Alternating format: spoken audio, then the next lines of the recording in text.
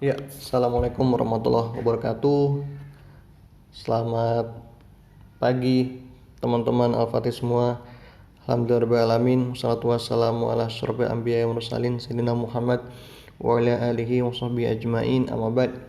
Puji syukur kehadirat Allah yang Maha Kuasa yang masih memberikan kita rahmat dan hidayah, nikmat iman, nikmat Islam, nikmat sehat, sehingga teman-teman masih bisa belajar di Ramadan ini ya, coba memperdalam baik sedikit maupun banyak pemahaman kita terkait dengan agama Islam, karena sesungguhnya ini adalah satu-satunya panduan supaya kita bisa selamat dunia dan akhirat.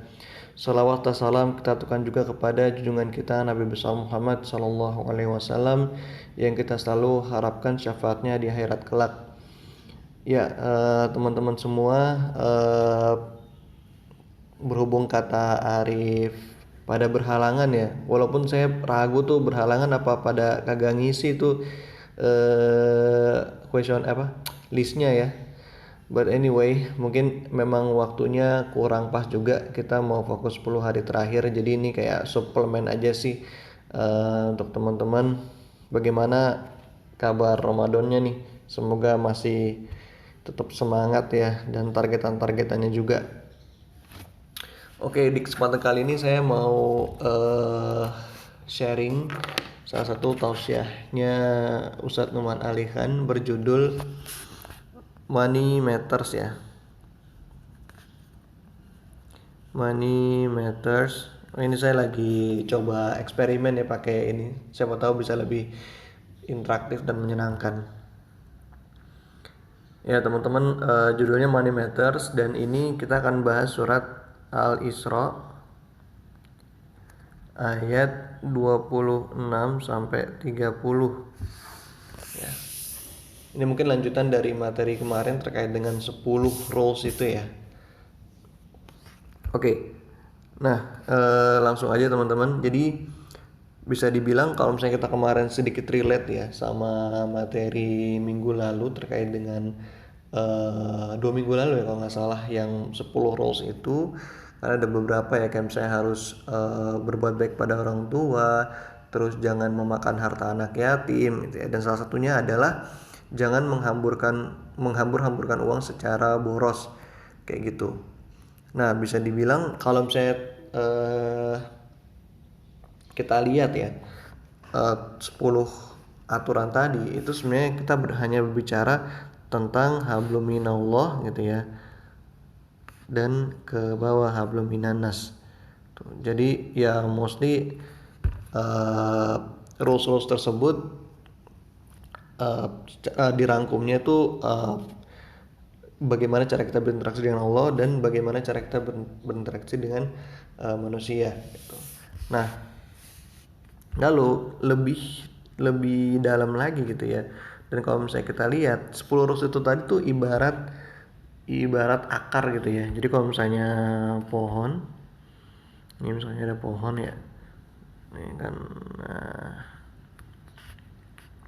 nah 10 rules yang kemarin tuh dia fokus ada di sini nih. Ya kan? Dan ini kalau misalnya dari sini kita udah paham, itu ke atasnya tuh turunannya gitu. Manfaatnya tuh turunannya. Jadi ibarat nih kita udah tahu fundamentalnya. Kalau bersikap baik kepada orang tua gitu, harus bersikap baik, tidak boleh ngomong aja. Itu kan berarti ibaratnya aja nggak boleh gitu. Berarti kan segala hal yang sepadan dengan itu juga nggak boleh gitu. Jadi kita tahu rootsnya tuh itu. Sama kalau misalnya kita disuruh berzakat gitu kan, kalau zakat berarti hartanya mesti bersih gitu. Kalau bersih maka pekerjaannya harus bagaimana, dan seterusnya. Jadi turunnya itu yang penting rootsnya tuh di sini, fokusnya tuh di sini. Nah oke. Di surat Al-Isra ayat 26 kita akan bahas terkait dengan dan berikanlah hak kepada kerabat dekat, juga kepada orang miskin dan orang yang dalam perjalanan. dan janganlah kamu menghambur-hamburkan hartamu secara boros. Nah, ini mungkin teman-teman yang masih masih jomblo gitu ya, masih sendiri, jomblo fisabilillah ya. Ya mungkin eh, siapa tahu bisa relate. Saya juga masih relate sampai sekarang. Oke, nah kita akan coba bahas tentang mubazir gitu ya. MBZR. Nah, mubazir itu sebenarnya terbagi menjadi dua kalau kata Ustadz Manalihan ya.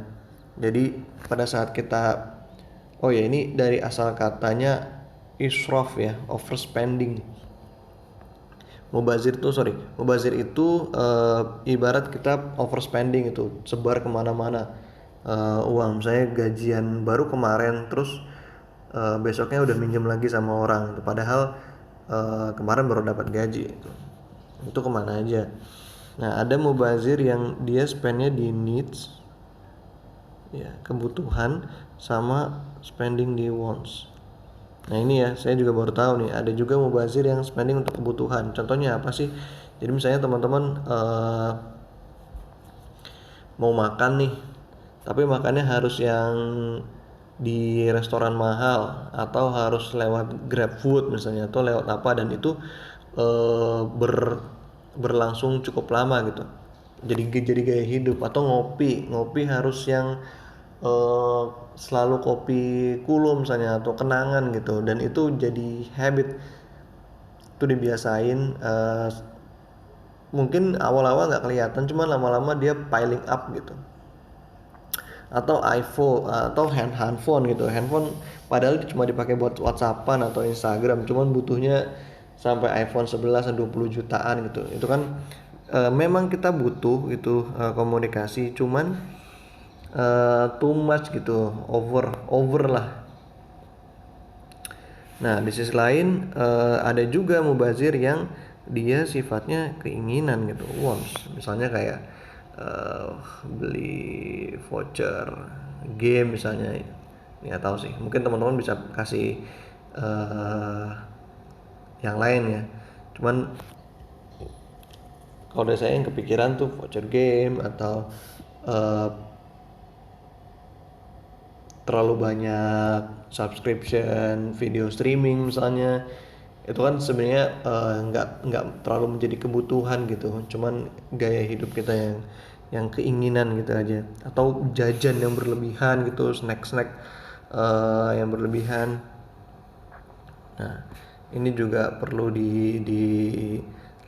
Kalau misalnya saya ngeliat sih ada beberapa saudara saya juga, dia misalnya skincare lah, atau ke inilah pedicure, manicure lah. Nah itu ya mungkin sebagian orang melihat itu needs, cuman kadang gue juga ngeliat itu sebagai keinginan aja. Maksudnya lo nggak pakai itu juga harusnya sih masih survive aja gitu. Nah, ini ya, jadi di sisi mubazir itu terbagi menjadi dua, needs sama wants. Nah, kita nggak akan bahas yang di sini gitu ya. Kita akan coba fokus untuk yang wants ini aja gitu. Oke. Lebih dalam lagi, ini ya kita coba breakdown di sini ya.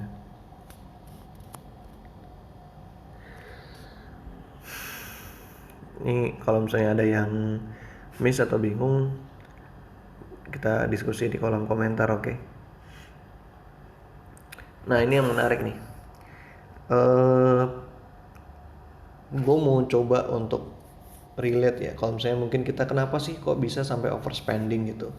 Terus kok bisa kita merasa kalau uang itu milik kita sendiri gitu. Misalnya ada RP, ya kan? Ya, ini merasa kalau kita tuh own semuanya. Ini gara-gara gue kerja siang malam nih, gitu kan? Gara-gara gue kerja siang malam, ini gara-gara ilmu yang ada padaku gitu. Kayak kata Koron ya.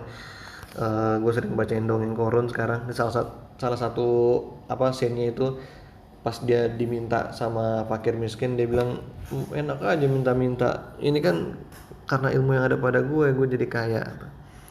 Nah tapi ternyata logiknya itu sederhana ternyata teman-teman. Ya mungkin ini kepikiran juga ya. Jadi mungkin ini transisi pada saat awalnya tuh kita nggak punya ya, no cash at all gitu. Jadi ini kasusnya kita nggak punya apa-apa, selalu dapat dari orang tua disuplai gitu kan, which is kan ya kita makin merasa dong kita sebenarnya nggak punya apa-apa gitu. Terus tiba-tiba kita mulai dewasa dan kita kita bekerja gitu kan. Gimana nggak bekerja ya? Code lah, we design, etc lah ya, code design sampai akhirnya dapat gaji gitu. Ini kan berarti flownya dari mulai dia nggak punya apa-apa sampai akhirnya dia mulai bisa ngasilin uang sendiri gitu. Nah pas fase ini ya mungkin dia merasa kalau gue sekarang udah punya uang nih, gue bisa ngasih uang sendiri, ini uang gue gitu, this is mine ya, ini uang saya, dan ya kalau emang gue bisa beli ini kenapa enggak, kalau emang gue bisa nyicil itu kenapa enggak gitu. Jadi akhirnya dia merasa kepemilikan uang itu jadi eksklusif untuk dirinya. Nah padahal kita lupa gitu, dari awal yang ibaratnya bisa ngasih pekerjaan ini siapa, yang akhirnya kita punya bisa memberikan kita kapabilitas untuk menyelesaikan pekerjaan itu siapa, yang akhirnya gaji itu bisa sampai turun tuh kemudahannya dari siapa gitu. Ini yang sering kita lupa gitu kan, sampai akhirnya kita cuma tahu gaji ini karena keringat kita sendiri, tapi kita lupa bahwa ada proses di situ yang Allah campur tangan. Nah maka dari itu di dunia yang serba konsumtif ini gitu kan, kalau misalnya teman-teman lihat kan customer is number one gitu kalau iklan-iklan gitu. Jadi orang-orang tuh emang dipush untuk bersikap konsumtif, dan ya udah dia spending untuk dirinya, konsum gitu kan, tanpa peduli dengan orang lain. Jadi mirip-mirip menempatkan customer tuh kayak Firaun gitulah. Nah, terus di ayat berikutnya tuh Allah bilang, sungguhnya orang-orang yang pemboros itu saudaranya setan, dan setan itu sangat ingkar kepada Tuhannya. Dan jadi orang-orang yang merasa kalau ini uang punya gue sendiri dan nauzubillah min zalik ya, maksudnya kita nggak mau berbagi gitu, nggak ada porsi orang di sini. Nah, itu disamakan dengan setan pak, kan? Nah ini setan ya. Dan kenapa sih harus disamain sama setan gitu? Why? Kalau misalnya teman-teman lihat kan di sini Allah pakai term saudara ya, ikhwana. Dan term itu hanya dipakai untuk konteks ini gitu loh. Saudara sama setan itu dipakai konteks untuk menghambur-hamburkan uang. Nah, kalau misalnya kita tahu term saudara kan biasanya kalau ada orang yang pakaiannya sama atau karakternya sama, terus kita bilang, oh lu kayak saudaraan lo, ini kakak lu ya. Jadi kita tuh kayak pengen disama-samakan dengan dia. Nah cuman masalah ini kita disama-samakan sama setan, dan Allah bilang kalau setan itu sangat ingkar kepada Tuhannya. Jadi bisa dibilang dia pokoknya kalau yang namanya setan tuh ya udah dia nggak peduli sama Allah gitu kan, nggak peduli sama tidak bersyukur gitu. Ya dibodoh amat lah apa konsekuensinya gitu. Extremely ungrateful ya. Jadi mungkin yang awalnya kita bilang kalau nggak ngasih mah ini bukan, nggak ada sangkut pautnya dengan syukur gitu ya. Ya udah kita nggak ngasih aja gitu. Apa hubungannya kita punya uang terus dengan tidak bersyukur? Ya ini kita baru relate kan. Jadi ungratefulnya ini lebih ke arah di sini nih, dia nggak notice kalau misalnya selama ini udah dibantu gitu, terus kenapa pas lu punya uang tuh nggak mau berbagi sama orang lain. Apalagi di masa COVID sekarang ya, emang ketara banget tuh, ada Allah yang Allah sempitkan rezekinya, ada yang Allah luaskan rezekinya gitu kan. Nah itu kan ada campur tangan Allah juga di situ. Nah, jadi kurang lebih itu teman-teman terkait dengan setan ini. Lalu di ayat selanjutnya Allah bilang, nah ini nih, ini yang menarik nih. Let's say kita udah notice ya, oke, gue harus berbagi gitu kan, gue harus berbagi. Kita udah, sorry, kita udah sadar gitu. Nah, pertanyaannya adalah pada saat kita menjadi orang yang jadikan acuan gitu kan. Jadi banyak yang meminta tolong pada kita. Ya kan, ada orang-orang yang ya kita jadikan rujukan lah. Kalau misalnya teman-teman mungkin di keluarganya termasuk orang-orang yang cukup berada gitu kan, pendidikannya tinggi, terus orang-orang pada nge-refer kalau misalnya butuh bantuan. Nah, ini kan ya saya insya Allah teman-teman orangnya sangat baik-baik ya, ya dikasih aja kalau emang ada. Nah, tapi masalahnya adalah pada saat nggak ada Pak, if lagi nggak ada, if RP sama dengan 0 atau RP sama dengan false gitu kan. Nah, ini gimana nih? Gimana kita mau nolaknya gitu? Padahal di satu sisi kayaknya kalau nolak itu kan ya nggak enak juga gitu, tapi kita juga nggak ada, kita sendiri udah sulit gitu. Nah, tapi di satu sisi kadang juga sulit gitu ya. Kalau misalnya kita bilang nggak ada, tapi kita HP iPhone, terus rumah ada gitu masih KPR, terus eh let's say kita punya motor keren gitu, Honda apa sih itu yang gede, ya itulah ya.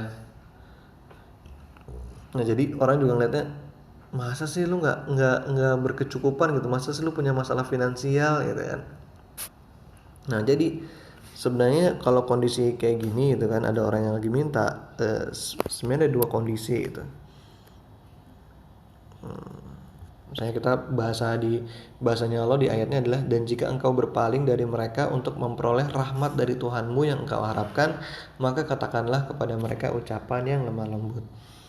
Nah, jadi misalnya nih teman-teman, RP sama dengan 0 gitu kan, otomatis kan kita harus nolak nih, karena kita juga nggak bisa, maksudnya nggak ada extra money lah untuk bisa disampaikan ke mereka. Nah, kondisinya ada dua. Yang pertama adalah kita nolak dengan ya udahlah, ini annoying banget sih, minta-minta mulu, gue lagi nggak ada gitu, jadi kesel gitu kan, gue lagi nggak ada nih, sorry ya. Ya, atau di sisi lain kita eh, ini niatnya adalah sorry gue nggak ada, cuman niat kita gue pengen ikhtiar gitu ya, secara paralel gue pengen ikhtiar cari cari tambahan lah, atau gue usahain dari mana kak supaya saya bisa ngasih gitu. Dapat nggak bedanya? Jadi emang di sini tuh kita udah nggak niat nggak ngasih gitu, tapi yang di sini kita sebenarnya niat ngasih, cuma di delay. Bahasa gue sih gitu ya, jadi di delay gitu. Maka katakanlah kepada mereka ucapan yang lemah lembut. Jadi alih-alih kita bilang, oh finansial gue juga lagi sulit nih, gitu kan. Nah itu kan orang juga, seriusan loh, nih coba dengerin cerita gue, atau yakin lo lebih sulit. Jadi semua orang tuh punya problemnya masing-masing gitu. Jadi kita nggak bisa menganggap kalau problem kita lebih sulit daripada orang lain, itu nggak fair sih. Ya mungkin beda-beda takarannya. Jadi lebih aman. Jadi masih ini ya, open for discussion ya. Cuman mungkin bisa jadi bilangnya adalah, maaf ya ibu atau bapak, saya lagi nggak ada nih sekarang, doain supaya saya bisa dapet, insya Allah nanti kalau ada tambahan rezeki saya bisa support lagi gitu. Jadi emang ya coba dengan secara lemah lembut kita kasih tahu kondisinya, benar-benar ditakar banget, kata-kata apa yang diucapkan jangan sampai nyakitin hati dan jangan sampai bikin dia sedih gitu. Nah, dan lagi mindset yang mesti kita tanamkan adalah pada saat kita ada yang minta ini gitu, ini mindset yang kita tanamkan adalah ya Allah emang nurunin dia ke kita gitu, nurunin dia ke kita sebagai bentuk Allah pengen menghapus dosa kita dengan cara kita berbuat baik kepada dia.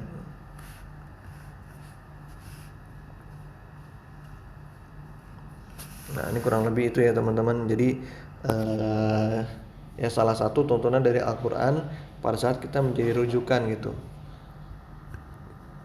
Nah, terakhir Al-Quran bilang di sisi lain jangan sampai kita terbelenggu. Janganlah kita jadi orang-orang yang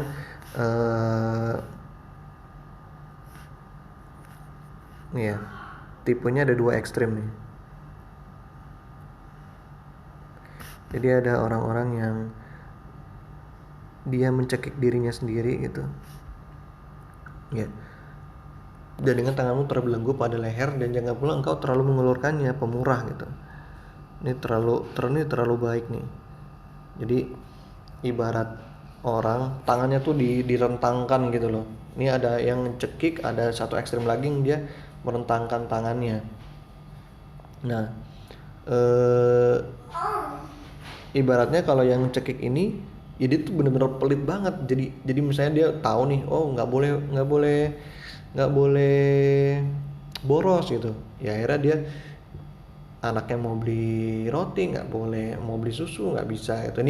Ini dia sebenarnya masih punya rezeki, cuman kayak terlalu pelit gitu. Bahkan kalau bisa beli setengah kotak dah kan. Jadi ini kurang lebih di sini ekstrem kiri, sementara di ekstrem kanan dia terlalu boros gitu atau terlalu mau ikut campur. Jadi kalau misalnya teman-teman bayangin nih orang lagi jalan ya di supermarket terus tangannya rentang gini, apa yang terjadi kira-kira? Dia akan menyentuh banyak hal ya, nyentuh banyak hal, ngambil banyak hal ke keranjang gitu kan. Jadi kayak latah gitu, selalu pengen ikut campur. Atau kalau misalnya di jalan gitu dia gitu ya, dia akan depak-depak tangga gitu kalian. Nah jadi jangan kayak gini juga gitu. Jadi kita kalau bisa berada di tengah-tengah, moderat aja. Karena kalau misalnya kita di dua ekstrem ini, in the end kita akan menyesal gitu. Nanti kamu akan tercela dan menyesal gitu. Nah kalau misalnya kondisinya kayak gini kan kita udah cukup clear ya. Menyesal dalam artian ya bisa jadi uangnya habis gitu dan dia mesti minjem ke rentenir lah atau ke bank. Tapi di sisi lain ini gimana bisa caranya dia bangkrut kalau dia pelit gitu. Nah mungkin di sini bangkrut dalam artian orang-orang di sekitarnya gitu. Orang-orang di sekitarnya jadi jauh dari dia, kecewa gitu kan, sampai akhirnya mungkin ada beberapa yang nggak tertunaikan haknya dan dia mesti cari di tempat lain orang tersebut. Jadi bangkrut dalam sisi sosial, karena emang keputusan kita terkait finansial tuh pasti impacting orang-orang di sekitar kita, gitu kan. Nah, ayat ke-30, sungguh Tuhanmu melapangkan rezeki bagi siapa yang dia kehendaki dan membatasi bagi siapa yang dia kehendaki. Sungguh dia mengetahui, maha melihat hamba-hambanya. Nah materi kali ini akan ditutup dengan ayat ini ya teman-teman. Jadi buat teman-teman sekarang yang lagi sempit rezekinya atau lagi luas, insya Allah Allah maha melihat gitu. Jadi ayat ini bukan berarti ada sekelompok orang tuh kan yang rezekinya disempitkan dan ada sekelompok lagi yang rezekinya dinaikkan, nggak gitu ya. Jadi bukan bukan set terpisah gitu. Cuman ini tuh ya literally satu orang aja. Literally satu orang, kadang Allah naikin, kadang Allah turunin. Terlihat dari behavior kita aja gitu. Kita orangnya kayak gimana gitu. Kalau misalnya kita orangnya sulit, ya persempit, kadang Allah persempit. Tapi kalau misalnya kita lagi baik dan taat pada Allah, ya Allah akan luaskan rezekinya. Ya kurang lebih itu teman-teman. Semoga Allah menjadikan kita responsible pada rezeki yang diberikan kepada kita, dan kita juga menolong mereka yang rezekinya lagi sempit sekarang di masa-masa Covid ini. Jangan ragu untuk bersedekah, apalagi di 10 malam terakhir ya. Semoga kita bisa mendapatkan anugerah 1000 bulan dan menolong mereka yang menolong mereka yang masih kesulitan intinya. Sekian materi kali ini. Terima kasih, semoga bermanfaat. Wabillahi taufiq wal hidayah. Assalamualaikum warahmatullahi wabarakatuh.